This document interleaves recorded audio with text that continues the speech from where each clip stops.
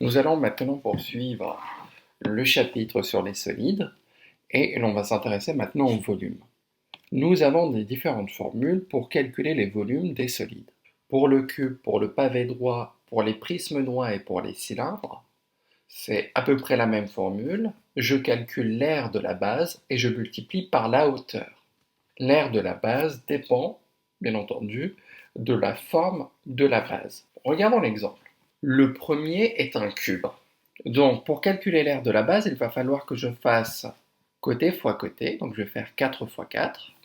Et je multiplie par la hauteur qui vaut 4 aussi. L'unité est le centimètre cube. 4 fois 4 fois 4. Autrement dit, 4 au cube, cela me fait 64. Donc, le volume de ce cube est de 64 cm3. Pour le pavé droit, la base est un rectangle où la longueur fait 5 cm et la largeur fait 4 cm. 5 fois 4, ça c'est pour l'aire de la base, et je multiplie par la hauteur qui fait 4 aussi, pour avoir le volume. 20 fois 4, ça nous fait 80. Donc le volume de ce pavé droit est de 80 cm3.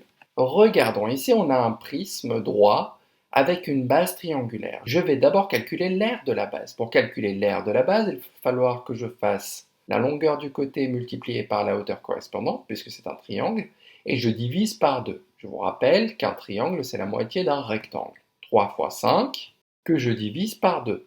Ça, je le multiplie par la hauteur, qui est 7, et l'unité est le centimètre cube. L'aire de la base, c'est 3 fois 5 divisé par 2, car c'est un triangle. Je multiplie par la hauteur. Cela me fait 52,5 cm3.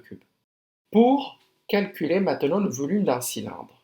Le cylindre a une base qui est un disque. Pour calculer l'aire d'un disque, il faut multiplier pi par le rayon au carré, c'est-à-dire 4 fois 4. J'ai l'aire de la base, je multiplie par la hauteur et je donne l'unité de mesure. Donc, je vais faire 4 fois 4 fois 8 que je vais multiplier par pi et je vais donner une valeur approchée. Donc, à l'unité près, ça me donne environ 402 cm3.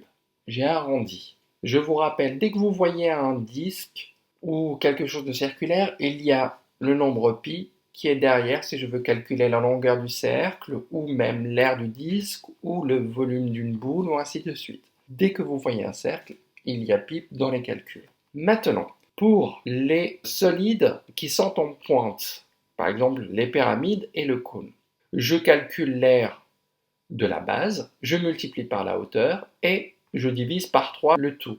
Donc ici, l'aire de la base c'est 6 fois 4, la hauteur c'est 5 et je divise le tout par 3 et l'unité est le centimètre cube. Ceci me fait 40 cm3. Je rappelle, donc je calcule l'aire de la base, je multiplie par la hauteur et le tout je le divise par 3. Ici, on a un cône, c'est quelque chose de pointu. Je fais quoi? Je vais calculer l'aire de la base. Pour calculer l'aire de la base, il y a pi. Pi fois le rayon fois le rayon.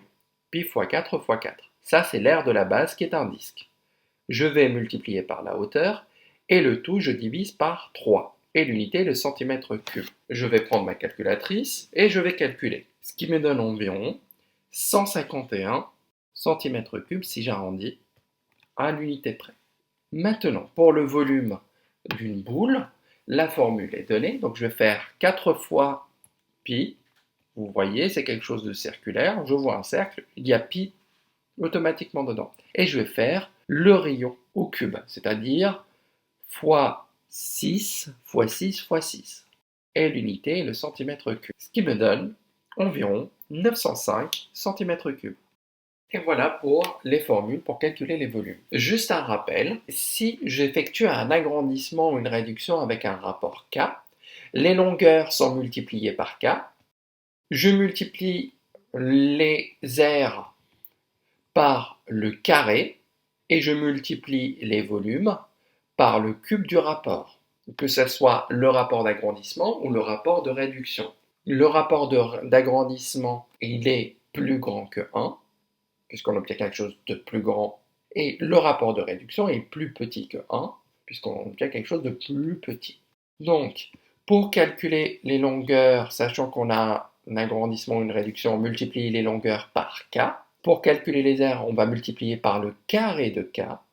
Et pour calculer les volumes, on va multiplier par le cube de k du rapport.